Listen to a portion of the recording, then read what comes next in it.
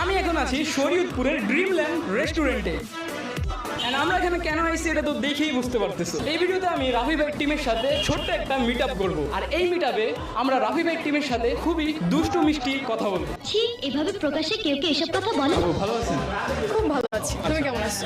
আলহামদুলিল্লাহ। আচ্ছা, আমার যে কোয়েশ্চেনটা এটা মূলত শরীয়তপুরের মানুষ জানতে চায় অ্যান্ড আমিও জানতে চাই। তো আপনি যদি একদিনের জন্য, শুধু একদিনের জন্য ছেলে হইতেন তাহলে কি করতেন? এটা সব শরীরপুরে সবাই জানতে চায় আমি একদিনের জন্য ছেলে হলে কি করতাম। আমি বলুন না, আমি শরম করি। আমাদের ভিউয়ার্স তো সব শরীয়তপুরের জানতে চায়। হ্যাঁ, এইটা আমরা জানতাম। একদিনের জন্য ছেলে হইলে তোমার গ্যাঞ্জাম লাগতাম, অনেক মারামারি করতাম, মাথা মাথা ফাটাই ফেলাইতাম অনেকগুলো মানুষে।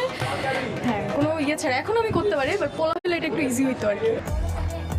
আপু গ্যাংস্টার। আমার খুব শখ আমার একটু মারামারি করে, কিন্তু মেয়ে হওয়ার জন্য আসলে অনেক সময় করতে পারি না। পোলা হলে আমি এটাই করতাম। এটাই আর কিছু না। এটা কি 24 ঘন্টার জন্য আমি বাকি ছেলে? যা সম্ভব সব আমি মেয়ে হয়ে করতে পারি। আমাদের এতটুকুই বললেন? হ্যাঁ, মাত্র শরীর কি এক্সপেক্ট